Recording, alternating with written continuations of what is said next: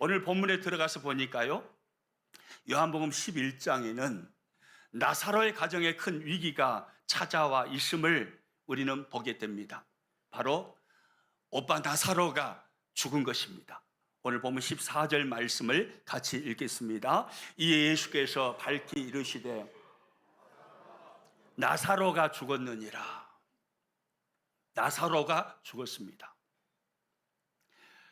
나사로의 가정은 평범한 가정이 아니었습니다.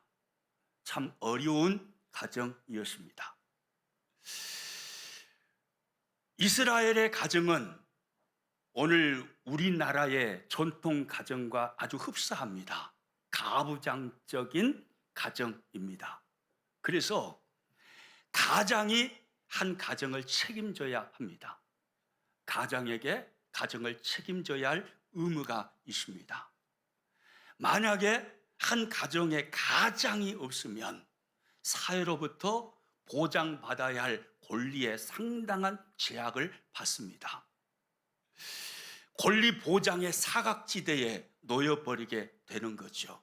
그런데 오늘 본문에 등장하는 나사로의 가정이 그와 같습니다.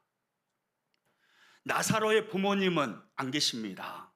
돌아가셨는지는 모르지만 아무튼 성경에 나타나지 않습니다. 나사로의 가정의 식구는 오빠 나사로, 그리고 그 누이 동생들 마르다와 마리아, 세 식구가 삽니다. 결손 가정이죠. 좀 극단적으로 표현한다면 고아들입니다. 어려운 가정입니다. 힘든 가정입니다. 이 가정을 이끌어가는 사람은 오빠 나사로입니다. 오빠 나사로가 가장의 의무를 다하면서 두 누이 동생을 먹여 살리고 가정을 책임져 이끌어 갑니다. 그런데 이 가정에 위기가 찾아왔습니다. 누가 죽었습니까? 오빠 나사로가 죽었습니다. 오빠가 죽었다는 것은 일반적인 가정에 한 오빠가 죽은 것과는 사뭇 다릅니다. 물론 일반적인 가정에서 오빠가 죽은 일도 큰 일이지만, 그러나 이 나사로의 가정은 나사로가 죽었다는 것, 오빠가 죽었다는 것은 희망이 사라진 것입니다. 더 이상 소망을 찾을 수 없는 그런 지경에 이르게 되었습니다.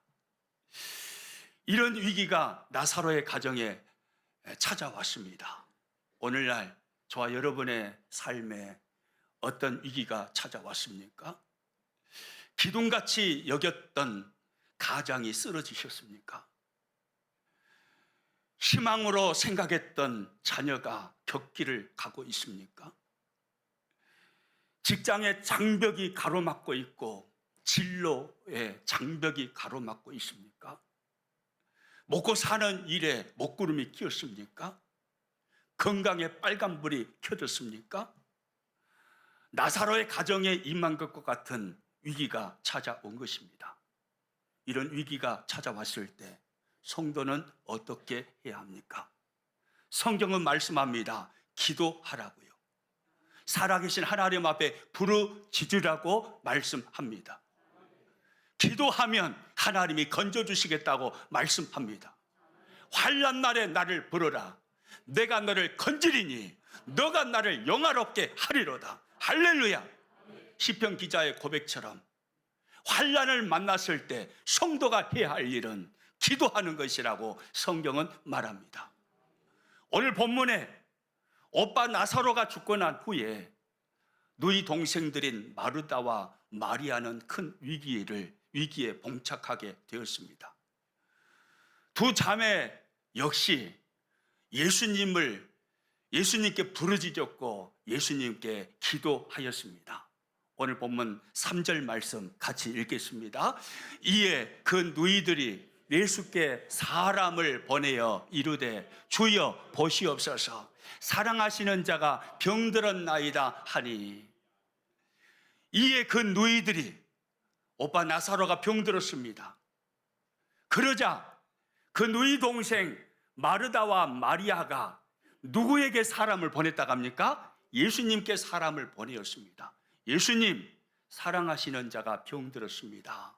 주님 빨리 오시옵소서. 마르다와 마리아는 예수님께서 오신다는 이 사실에 대하여 조금도 의심하지 않았을 것입니다.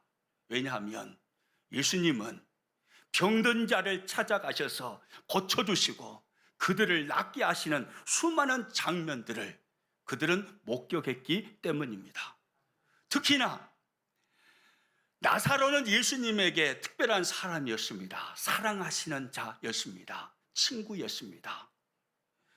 피부치보다 더 가까이 지냈던 사랑하는 친구, 그 사람이 예수님께 나사로였습니다. 그러기에 그 나사로가 병들었으므로 마리아와 마르다가 예수님 빨리 와주십시오 요청하면 바로 버선발로 뛰어오실 것이라고 그들은 생각했을 것입니다. 그런데 오늘 성경을 보면 참 이상합니다. 예수님은 전혀 다른 반응을 보이십니다. 오늘 보면 4절 말씀 같이 읽겠습니다. 예수께서 들으시고 이르시되 이 병은 죽을 병이 아니라 하나님의 영광을 위함이요 하나님의 아들이 이로 말미암아 영광을 받게 하려 함이라 하시더라. 이 병은 죽을 병이 아니라 하나님의 영광을 위함이요. 예수님께서 서두르시는 모습을 보이지 아니하십니다. 그러시면서 6절에 가서 보니까 예수님은 그 현장에 이틀을 더 머무르십니다. 6절 말씀 같이 읽습니다. 나사로가 병들었다 함을 들으시고 그 계시던 곳에 이틀을 더 유하시고, 예수님은 사랑하는 친구 나사로가 병들었다는 소식을 들으셨습니다. 그런데 그 즉시로 나사로를 고치시기 위해서 가신 것이 아니라 이 병은 죽을 병이 아니라 하나님의 영광을 위한 병이다 말씀하시면서 이틀 동안 예수님이 계시던 곳에 계속해서 머물러 계셨습니다. 그 사이에 나사로는 죽었습니다. 여러분, 그렇다면 나사로의 누이 동생들인 마리아와 마르다의 입장에서 생각할 때 예수님의 이 모습이 서운했을까요? 서운하지 않았을까요? 설교는 생각하면서 듣고 계시죠? 예수님의 이 모습이 서운했겠어요? 서운하지 않았겠어요? 서운하지요. 사랑하신다고 말씀하실 때는 언제고, 아무 관계도 없는 사람들이 병들었을 때는 잘도 찾아가셔서 고쳐주시더니만 내 오빠가 병들었다고 했는데 주님이 사랑하셨으면서 거들떠 보지도 아니하시고 내 오빠를 죽게 내버려 두셨다라고 그런 생각 하겠어요? 안 하겠어요? 하지요. 주님을 향한 서운한 마음이 분명히 들었을 것입니다. 이틀이 지났습니다. 나사로는 죽었습니다. 그때 예수님은 제자들에게 말씀합니다. 이제 우리가 베다니로 가자. 나사로가 죽은 현장으로 가자. 그렇게 주님이 말씀하시자 제자들은요 참 재밌는 반응을 오늘 8절에 보니까 보이고 있습니다. 8절 말씀 같이 읽어봅니다. 제자들이 말하되 라삐여 방금도 유대인들이 돌로 치려 하였는데 또 그리로 가시려 하나이까. 방금도 유대인들이 돌로 치려 하였는데 얼마 전에 베다니에 가셔서 주님 봉변을 당하지 아니하셨습니까? 유대인들이 주님을 그곳에서 돌로 치려 하지 않았습니까? 그런데 또 돌에 맞으시려고 또 그곳에 가시려 하십니까? 이게 제자들의 말입니다. 제자들의 이 말을 가지고 생각할 때에 여러분, 베다니에는 예수님을 돌로 치려는 사람들이 많이 있었음을 알 수 있습니다. 그렇다면 베다니 동네 사람들이 생각할 때 분명히 나사로가 병들었을 때 마리아와 마르다가 예수님 한번 와주십시오, 예수님을 초청한 것을 알고 있습니다. 그런데 예수님이 안 오셨다 이 말이에요. 그리고 이틀이라는 시간이 지나버렸고 나사로는 죽어버렸습니다. 그렇다면 이들은 예수님을 향해서 뭐라고 말을 할까요? 이렇게 말하지 않을까요? 예수님도 어쩔 수 없구만. 아무리 사랑하는 친구라 하지만 자신이 돌에 맞아 죽을 위기가 찾아올 것 같으니까 예수님도 어쩔 수 없구만. 예수님도 안 오시네. 예수님도 어쩔 수 없는 사람이야. 동네 사람들이 이렇게 입방아치지 않았겠습니까? 그랬겠어요? 안 그랬겠어요? 생각해 볼 때 그랬을 것 같죠? 여러분, 우리가 위기를 만났을 때 그때 성도는요 기도합니다. 그런데 기도하다가 시험 들기 좋은 두 가지가 바로 이거예요. 하나님을 향한 서운한 마음, 그리고 하나님도 어쩔 수 없네 라는 생각. 이게요 우리 성도들이 시험 들기 참 좋은 두 가지입니다. 위기를 만났을 때 나사로의 두 누이 동생들처럼 예수님께 구합니다. 기도합니다. 그런데 응답하지 않습니다. 아니, 성경에는 십자가에 죽으시면서까지 나를 사랑하셨다라고 말씀해 놓고 수많은 사람들을 주님은 찾아가 주셨고 그들의 문제를 해결해 주셨으면서 내가 그렇게 기도해도 예수님은 나를 찾아오지 아니하시네. 하나님은 응답지 아니하시네. 그런 생각이 들면서 하나님을 향해서 서운한 마음이 들어요, 안 들어요? 여러분들은 믿음이 다 좋으셔서 그래도 괜찮습니다 이럴란가 모르겠지만 제가 신앙생활 해보니까 서운한 마음이 들더라고요. 아니, 성경에 그렇게 십자가까지 거론하시면서 사랑을 말씀하신 하나님이 지금 당장 내가 하나님의 은혜가 필요한데, 하나님의 도우심이 지금 당장 필요한데 왜 지금은 침묵하시는가? 하나님을 향한 서운한 마음이 듭니다. 그 서운한 마음을 달래면서 그래도 하나님은 살아계셔. 하나님은 하나님의 때에 역사하실 거야. 마음을 고쳐먹고 계속해서 무릎을 꿇고 기도합니다. 2년이 지나고 3년이 지나고 5년이 지나고 10년이 지납니다. 기나긴 세월 동안 기도를 하는데 하나님 응답하지 않으셔요. 전혀 듣지 않으시는 것 같아요. 침묵하셔요. 그때 우리는요 하나님을 향한 서운한 마음, 하나님도 어쩔 수 없네 이런 생각을 할 수 있지만 그러나 그 생각으로 무너져서는 안 되는 것입니다.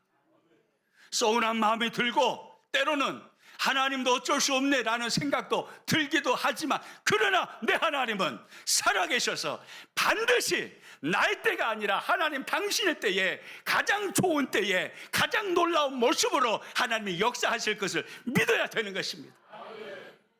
하나님의 사랑에서 세상 무엇도 나를 끊을 수가 없으며 주님이 반드시 나를 승리케 하실 것을 믿어야 되는 것입니다. 여러분, 사도 바울은 로마서 8장 35절 이하에서 그런 말을 합니다. 로마서 8장 35절에서 37절 같이 한번 읽습니다. 누가 우리를 그리스도의 사랑에서 끊으리요? 환난이나 공고나 박해나 기근이나 적신이나 위험이나 칼이랴. 그러나 이 모든 일에 우리를 사랑하시는 이로 말미암아 우리가 넉넉히 이기느니라. 할렐루야. 환난이나 공고나 박해나 기근이나 적신이나 위험이나 칼이랴. 이것이 우리를 무너뜨린다고 합니까? 아니에요. 따라서 합니다. 우리가 넉넉히 이기느니라. 승리는 우리 것이에요. 하나님은 우리에게 이김을 주시는 것입니다. 우리가 넉넉히 이기느니라. 언제일지는 몰라요. 그 때를 알 수 없지만 그러나 분명하게 성경을 통해서 우리 주님이 약속하고 계신 것은 그때가 언제일지는 모르지만 그러나 수많은 위기와 고난과 어려움과 역경, 환난 중에 성도가 무너지는 게 아니라 반드시 이기게 된다라고 주님이 약속하고 계시는 것입니다. 그리고 38절 39절 말씀도 같이 읽어봅니다. 내가 확신하노니 사망이나 생명이나 천사들이나 권세자들이나 현재 일이나 장래 일이나 능력이나 높음이나 깊음이나 다른 어떤 피조물이라도 우리를 우리 주 그리스도 예수 안에 있는 하나님의 사랑에서 끊을 수 없으리라. 할렐루야. 어떤 피조물도 그 무엇도 하나님의 사랑에서 우리를 끊을 수 있다 합니까? 없다 합니까? 끊을 수 없느니라. 이것이 하나님의 말씀이에요. 이게 성경의 약속입니다.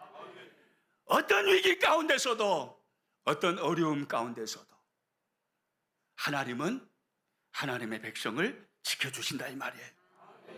그리고 이기게 하신다 이 말이에요. 승리를 주신다 이 말입니다. 그때가 언제일지는 몰라요. 그러나 반드시 승리를 주십니다.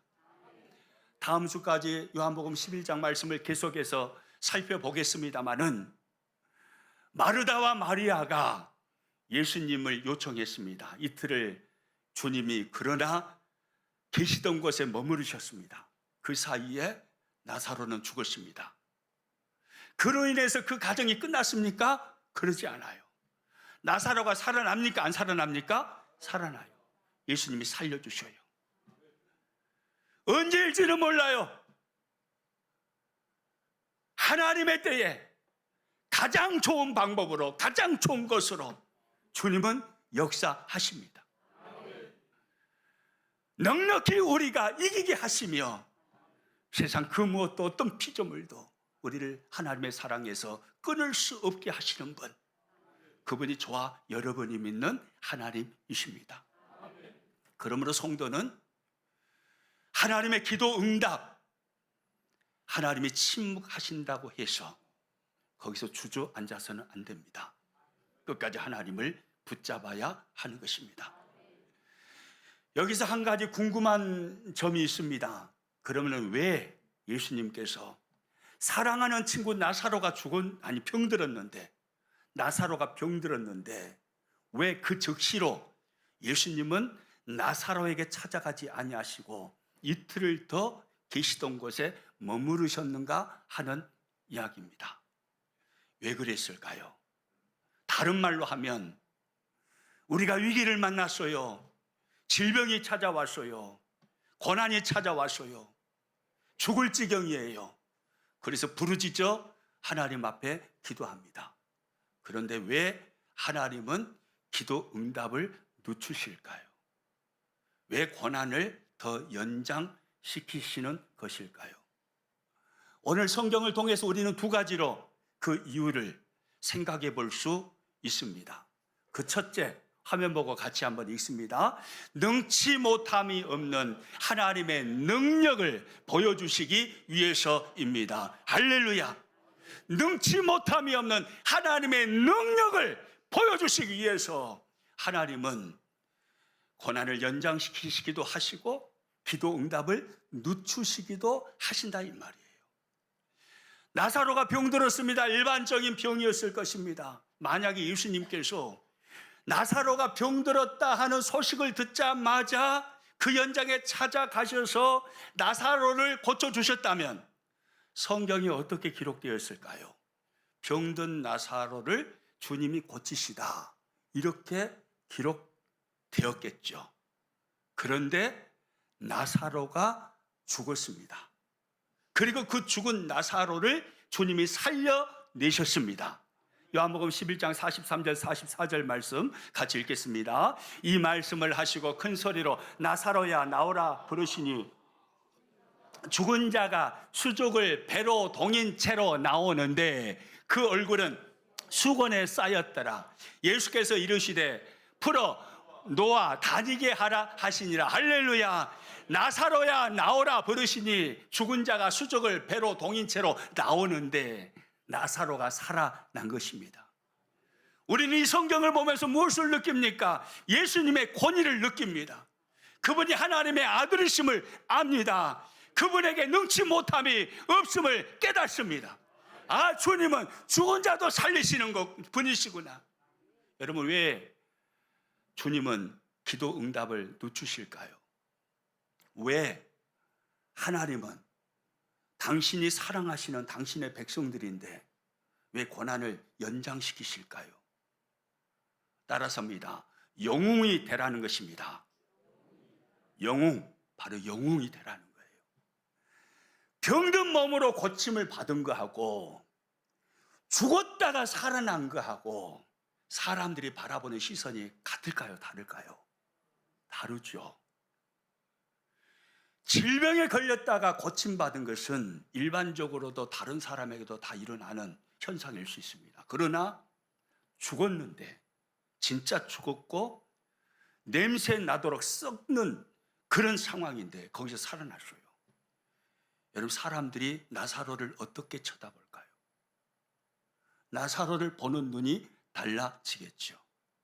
저 사람이야말로 하나님을 진짜 믿는 사람이구나, 주님을 정말로 믿는 사람이구나, 하나님의 능력을 체험한 사람이구나, 저 사람을 통해서 하나님이 크고 놀라운 일을 행하시겠구나, 사람들은 생각하게 될 것입니다. 영웅이 되라는 것입니다. 고난을 연장시켜요. 기도 응답을 늦추셔요. 그 고난 속에 파묻혀서 인생 말아먹고 무너지라고 하시는 게 아니에요. 그 고난을 버텨서 반드시 살아계신 하나님의 능력을 체험함으로, 넉넉히 이겨내므로 영웅이 되라는 것입니다. 그러므로요, 우리에게 하나님께서 고난을 연장시키는 것처럼 느껴질 때 초조함과 불안함과 두려움이 밀려오기도 하지만 또 마음 한편으로는 믿음의 미소를 지어야 되는 거예요. 하나님이 나같이 부족한 자에게 당신의 위대한 능력을 보여주셔서 나를 영웅 삼으시려고 하시는구나, 하나님이 나를 높이 세우시려고 하나님이 역사하시는구나, 할렐루야. 여러분, 이렇게 생각하면서 미소를 지어야 됩니다. 우리 그 정도의 믿음의 사람이 될 수 있기를 축복합니다. 할렐루야. 그 다음 두 번째, 왜 주님은 이틀 머무르셨을까요? 왜 하나님은 우리의 고난을 연장하십니까? 우리 두 번째 이유, 우리 화면 보면서 한 번 더 읽어봅니다. 나사로 주변 사람들의 믿음을 강화시키기 위해서입니다. 오늘 보면 14절과 15절 말씀 읽어보겠습니다. 이에 예수께서 밝히 이르시되 나사로가 죽었느니라. 내가 거기 있지 아니한 것을 너희를 위하여 기뻐하노니 이는 너희로 믿게 하려 함이라. 그러나 그에게로 가자 하시니. 내가 거기 있지 아니한 것을 너희를 위하여 기뻐하노니 이는, 그 다음에 뭐라고 기록하고 있죠? 너희로 믿게 하려 함이라. 할렐루야. 더 큰 믿음 주시기 위해서라, 이 말이에요. 여러분 생각해 보세요. 나사로가 죽었다가 살아났어요. 나사로의 믿음이 커졌을까요? 안 커졌을까요? 죽은 사람이 살아, 그것이 본인이요, 본인이 진짜 죽었어요. 진짜 자신의 몸에서 썩는 냄새가 난 것도 알고 있습니다, 나중에 들어서. 그런데 그 죽어가지고 세마포로 동동 메어놨는데, 그런데 살아나 버렸다, 이 말이에요. 여러분, 나사로의 믿음이 얼마나 강력해져 버렸을까요? 누이 동생 마르다와 마리아의 믿음은 커졌을까요? 안 커졌을까요? 커졌죠. 그 현장을 목격했는데. 그러면 예수님의 제자들의 믿음은 커졌을까요? 안 커졌을까요? 커지죠. 당연한 이야기 아닙니까? 왜 하나님이 고난을 연장시키십니까? 우리를 그토록 사랑하시면서 왜 기도 응답을 늦추십니까? 우리 믿음을 더 강력하게 세워주시기 위함입니다.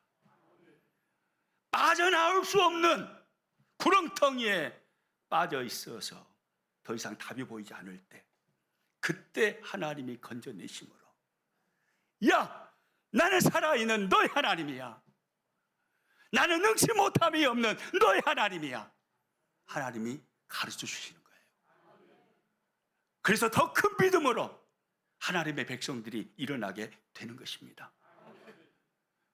저와 여러분, 그러므로요, 고난의 현장에 있을 때, 어려움이 찾아왔을 때, 오늘 본문의 나사로 가정처럼 위기가 찾아왔을 때 두려워할 수 있습니다. 초조해집니다. 불안해집니다. 그러나 거기서 멈추지 마십시오. 성도는 한 걸음 더 나아가는 사람입니다. 살아계신 하나님을 믿고 그분의 강한 손을 붙드는 사람이에요. 내가 넉넉히 이기게 되어 있다, 이렇게 믿고 이 일을 통해서 하나님이 나를 영웅되게 하시려나 보다. 나에게 더 큰 믿음 주셔서 하나님의 위대한 일을 이루어가는 하나님의 사람으로 나를 세우시려나 보다. 여러분, 이렇게 생각하면서 이겨내는 것입니다. 이 사람이 바로 성도요, 이 사람이 바로 저와 여러분입니다.